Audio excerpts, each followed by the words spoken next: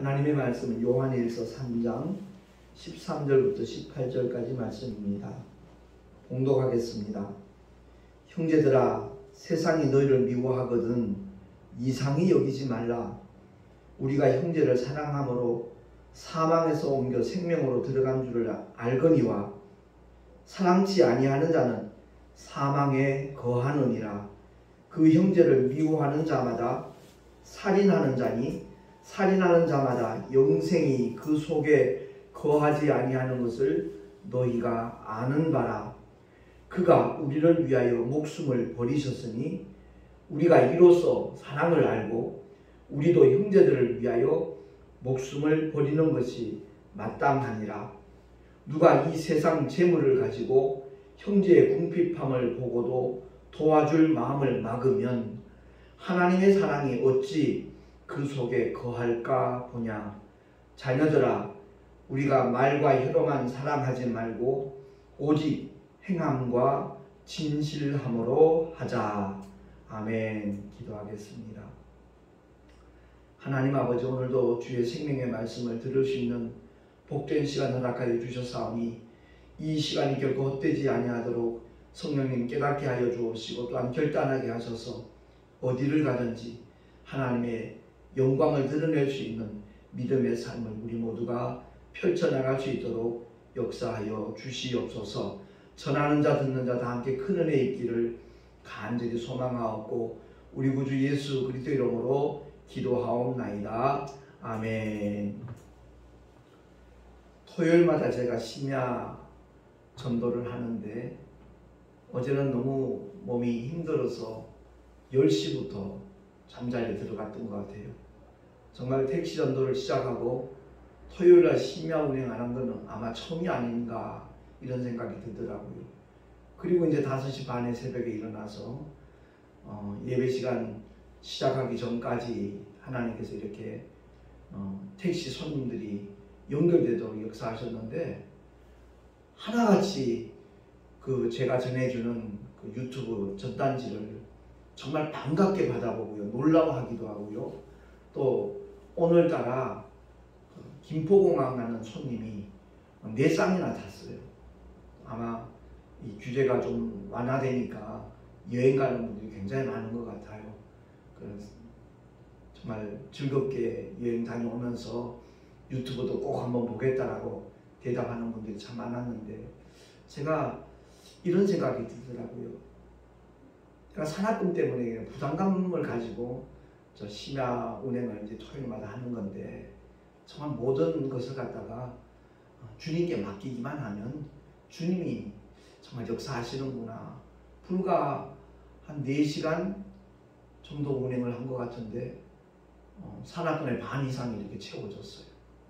제가 이런 말씀을 드리는 이유는 우리의 삶의 현장에서 정말 하나님이 함께 하시는 그 증거를 만나게 될 때 그 심령 속에 정말 기쁨이 막 이렇게 솟구치는 것, 그런 것들이 있음을 늘 경험을 하면서 우리 믿음의 모든 사람들이 삶의 자리에서 늘 하나님께서 함께 하시는 증거를 만날 수 있으면 참 좋겠다 하는 그런 마음으로 잠깐 이런 얘기를 드렸습니다.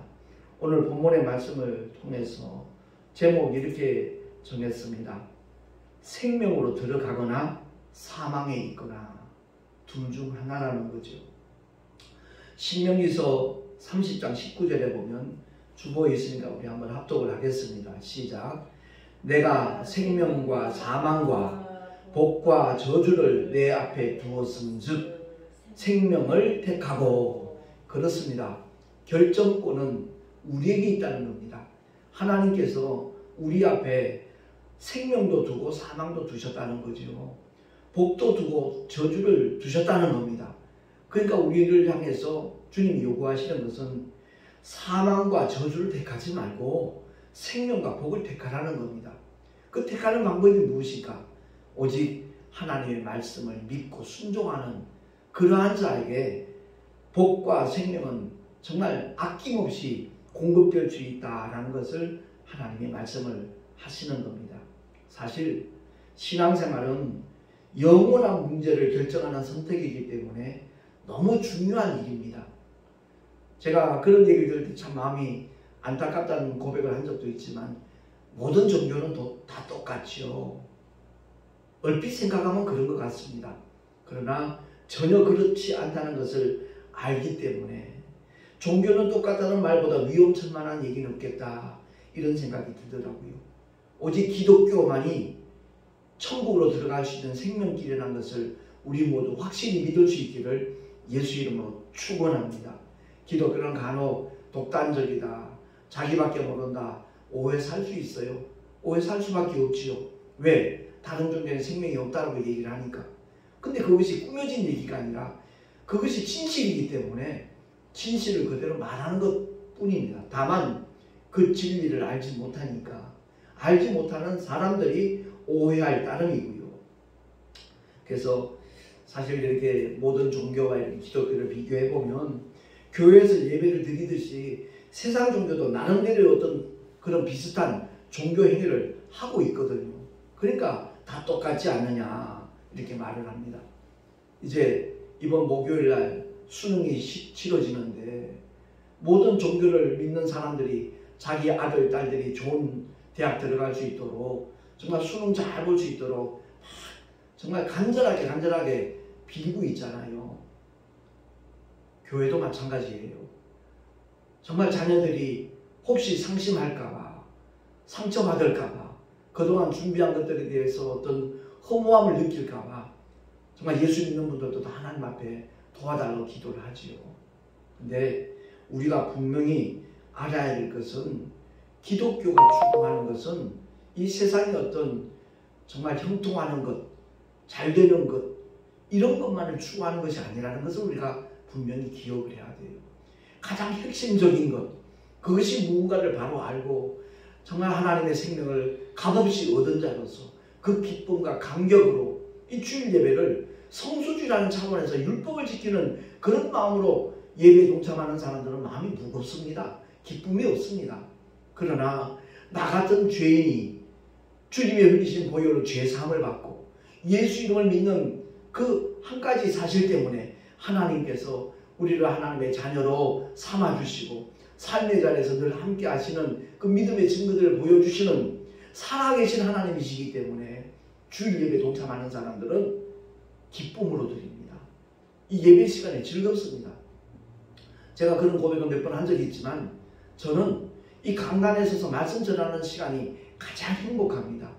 그 말씀이 우리를 살리기 때문에, 그 말씀만이 정말 하나님의 생명을 공급할 수 있는 유일한 통로고 도구이기 때문에 이 말씀 전하는 게 얼마나 기쁜지 모릅니다. 그래서 우리가 꼭 기억해야 될 것은 교회 안에서도 똑같습니다. 세상 종교와 다름없는 그런 수준에서 교회 다니는 사람도 없잖아 부지기수입니다. 그래서 이를 알기 쉽게 설명을 한다면 예수 안 믿는 사람과 예수 믿는 사람도 겉모양 똑같아요. 생김새 똑같습니다. 삶의 자리도 별 차이가 없습니다. 그리고 교회 안에서도 마찬가지입니다. 정말 하나님의 은혜를 입고 구원받은 사람과 아직 그 자리에 들어가지 못한 사람과 모양새 똑같습니다. 그런데 그 속 사람은 전혀 다르다는 것을 우리가 깨달아야 될 것입니다. 여러분, 슈퍼에 가면 계란이 있잖아요. 그 달걀을 보면 다 똑같이 생겼습니다. 근데 분명히 두 가지입니다. 하나는 생명이 있는 유정란이 있고 하나는 생명이 전혀 없는 무정란이 있습니다. 21일 동안 부화장에 넣어놓으면 하나는 썩어버리고 하나는 새 생명이 나옵니다. 그것과 똑같습니다.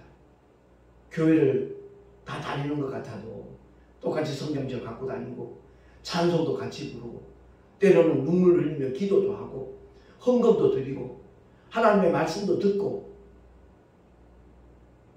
모양은 거의 비슷한데 두 가지라는 거죠. 여전히 사망에 머물러 있는 사람이 있고 정말 생명으로 들어간 사람이 있다라는 겁니다.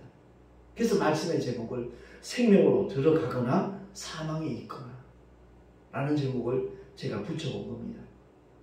육신의 종착역은 똑같이 무덤이 될 것입니다. 그런데 우리들의 영혼은 양갈래로 나눠진다는 사실입니다. 천국 아니면 지옥입니다.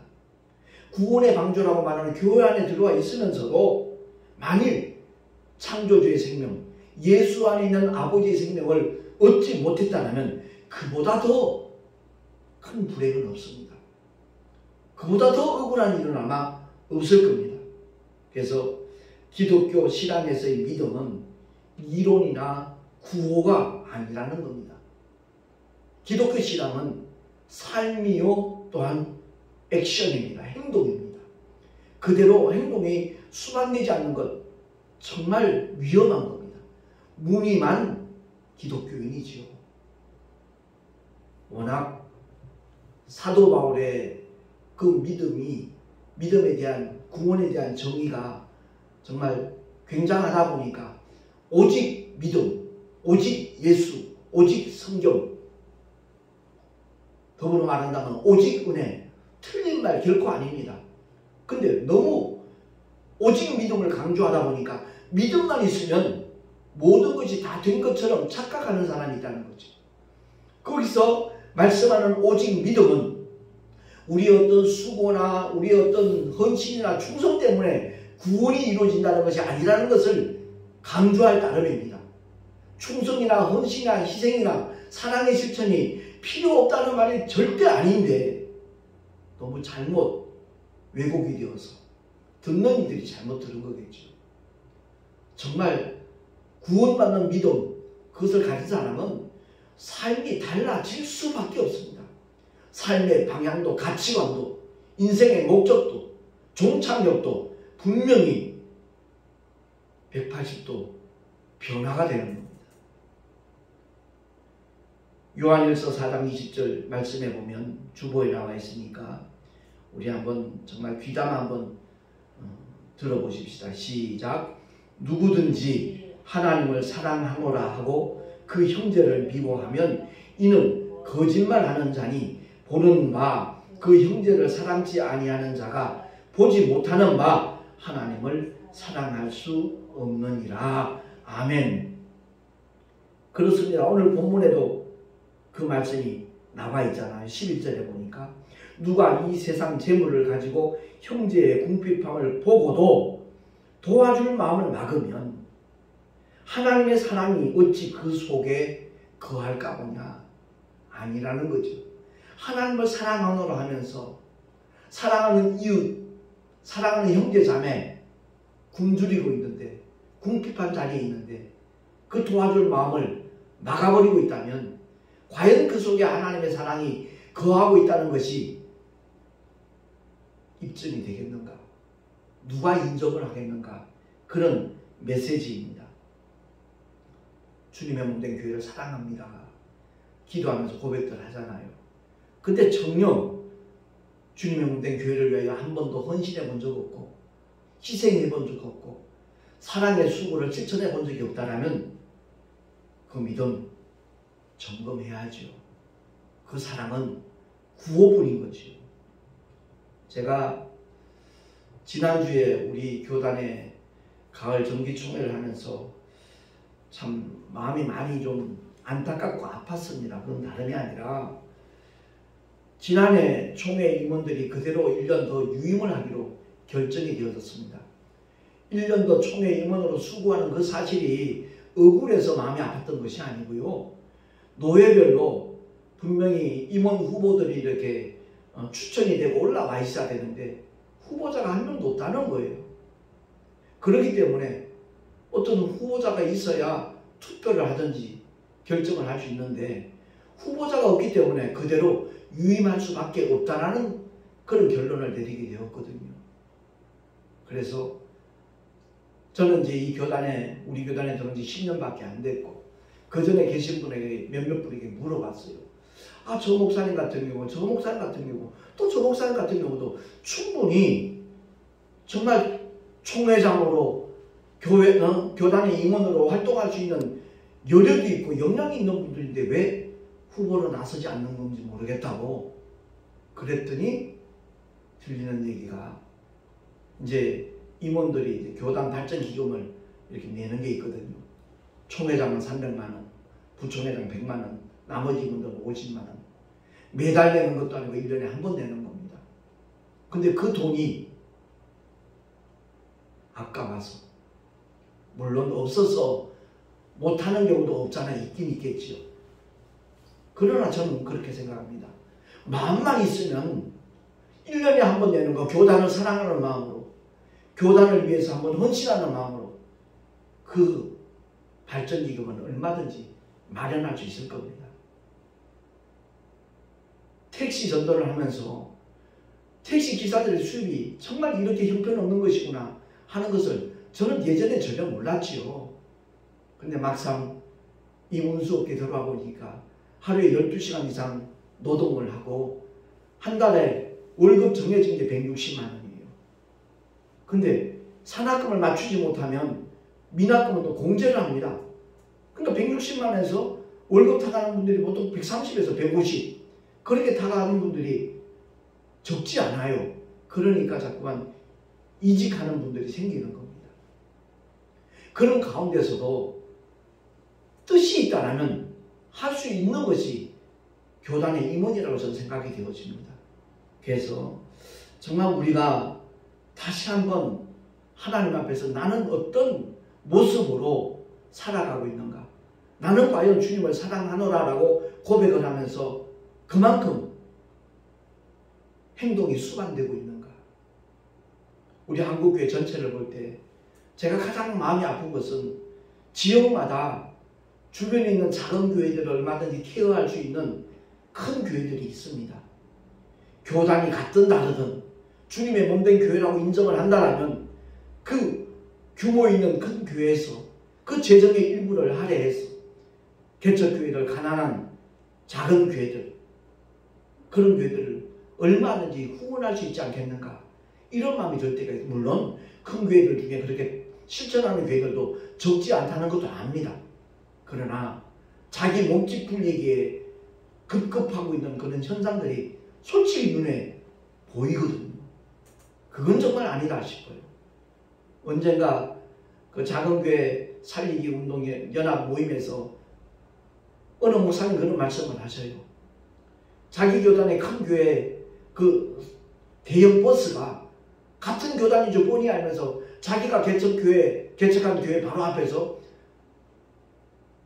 그 지역 성도들을 태워갖고 가는 것, 그걸 볼 때 너무너무 가슴이 아프고 사실 원망스러운 마음까지 생기더라는 얘기를 하는 것을 들은 적이 있거든요. 그건 아니라고 봅니다. 정말 한국교회, 주님의 몸된 교회 그 공동체 의식만 있다 할지라도 왜 사모님들이 식당에서 설거지 합니까? 왜 가사도우미로 활동을 합니까? 왜 학습지를 돌리면서 생활을 합니까? 그건 아니거든요. 마태복음 24장에 25장에 나와 있는 양과 염소의 비유를 우리는 개인에게도 적용할 수 있지만 교회에 적용되는 하나님의 말씀이 아니겠는가, 저는 그런 생각을 해봅니다. 요즘 코로나 때문에 해외 선교사들 후원하는 그 선교들이 훨씬 더 줄어들었다는 얘기도 들었습니다. 피부도 다르고 음식 문화도 다르고 언어도 다르고 모든 것이 낯선 곳에 기후까지 다른 그런 곳에서 정말 하나님의 뜻이 열방이 주께로 돌아오는 것임을 알고 그 열방으로 나가서 복음을 전하는 선교사님 가정들, 그 가족들, 한국교회에서 후원하고 도와주지 않는다라는 그들의 사역의 현장이 얼마나 힘들어지겠는가. 우린 넉넉히 짐작할 수 있지 않습니까? 우리 교단이 군소교단이긴 하지만 정말 해외 선교 나가 있는 목사님들 여러 분 계신데 그들을 정말 어느 정도라도 도움을 줄 수 있는 그런 교단으로 발돋움하기 위해서는 우리 모두가 다시 생각을 하고 더 정말 희생하는 그런 각오를, 결단을 해야 되겠다라는 마음이 굉장히 강하게 들었습니다. 주님 앞에 얼마나 많은 것을 데려왔는지 모르지만 주님은 당신의 생명을 우리에게 내놓으셨어요. 아버지는 품속에 계신 독생자를 십자가로 내보내셨고요. 그런 놀라운 사랑과 은혜를 받고 덧입었다고 말하면서 교회를 위하여 헌금 한 번 제대로 못하는 사람들 한둘 아니잖아요. 저는 헌금이 목적이어서 이 말씀을 드리는 것이 결코 아닙니다. 저희 교회는 그래도 하나님께서 귀한 동역자들 붙여주셔서 재정 때문에 고통당하는 그런 일이 없도록 월세 2번 밀려서 택시가 시작됐기 때문에 2번 다시 그런 일이 반복되지 않도록 하나님이 책임져 주시는 건 저 너무나 잘 알고 있습니다. 그런데 베풀 수 있는 자리까지 나갈 수 있지 못하는 거 너무 마음이 아프고, 우리 주변에 힘들어하는 그런 교회 목사님들 굶는 분도 없잖아요. 있다는 얘기를 최근에 제가 그 대리운전하는 목사님이 이제 손님으로 탔었는데 그 얘기를 들을 때 참 억장이 무너지는 것 같은 아픔을 느꼈거든요. 그렇습니다. 주님의 모든 교회가 주님의 심정을 가지고 함께 이 믿음의 길을 걸어가게 된다면 그런 아픔의 현장은 사라지지 않겠는가 이렇게 생각을 합니다. 요한일서 5장 12절 말씀을 보니까 자 주보에 나와 있습니다. 우리 신비에 새기는 마음으로 한번 합독하겠습니다. 시작. 아들이 있는 자에게는 생명이 있고 하나님의 아들이 없는 자에게는 생명이 없느니라. 아멘. 예수 믿는다라는 이 말씀의 의미가 무엇인가? 하나님의 아들의 생명이 우리에게 와 있다라는 얘기거든요. 그 생명이 없는 사람은 일평생 교회를 다녔어도 천국과는 무관합니다. 돈으로도 힘으로도 지식으로 명예로 권력으로 도무지 해결할 수 없는 죄의 문제, 구원의 문제, 하나님께서 십자가로 값없이 우리에게 허락하셨기 때문에 정말 그 놀라운 사랑과 은혜가 덧입혀진 그 믿음의 축복의 주인공들이 바로 성도들인데, 표정을 보면, 삶의 자리를 보면 기쁨이 없어요. 감격이 없어요. 감사함이 없어요. 전부 가짜 아닐까요? 하나의 교리적인 믿음에, 지식적인 믿음에 머물러 있는 사람 아니겠습니까? 여전히 사망에 머물고 있는 사람들 아니겠느냐? 우리 스스로 한번 자문자답해보자는 겁니다. 수많은 개척교회와 작은 교회가 고통 속에 있건만 그들을 돕는 손길은 극소수에 불과한 것이 오늘날 우리들의 현실이 아니겠는가? 우리 동서노에서도 일본에 선교사님 한 분 계시고 또 베트남에 선교사님 한 분 계셔요. 정말 돕고 싶은 마음 간절하고요. 저는 또 개인적으로 터키 땅에 2번 다녀왔기 때문에 터키에 계신 선교사님들도 마찬가지입니다. 어떤 실제적인 도움을 줄 수 있는 그런 여력이 있다면 얼마나 좋을까? 그 아쉬움의 연속이거든요. 아무튼 오늘 말씀을 통해서 우리가 사망에 머물러 있다가 생명으로 들어가는 방법이 오늘 본문에 나와 있습니다. 그건 다름이 아니라 사랑을 실천하는 겁니다. 사랑을 베푸는 겁니다. 그리할 때 하나님께서 영광을 받으시고 그러한 일을 실천하는 자들에게 더 넘치는 은혜도 허락하여 주실 줄로 믿습니다. 18절 말씀 우리 한 목소리로 다시 한번 합독을 하고 말씀을 마치겠습니다. 시작. 자녀들아 우리가 말과 혀로만 사랑하지 말고 오직 행함과 진실함으로 하자. 아멘. 기도하겠습니다. 하나님 아버지 은혜를 감사합니다. 오늘도 우리에게 허락하신 하나님의 생명의 말씀, 진리의 말씀 우리의 마음비에 새기게 하시고 그 말씀을 그대로 실천할 수 있는 우리 모두가 될 수 있도록 주께서 은혜 위에 은혜를 더하여 주시옵소서. 우리 구주 예수 그리스도 이름으로 감사하며 간절히 축복하며 기도하옵나이다. 아멘. 교회 소식 주보를 참고하시기 바랍니다. 내일 날짜 목회자 사모신문에 우리 송내 열방교회 그 택시 전도 관련 그런 기사가 전면으로 나와 있습니다.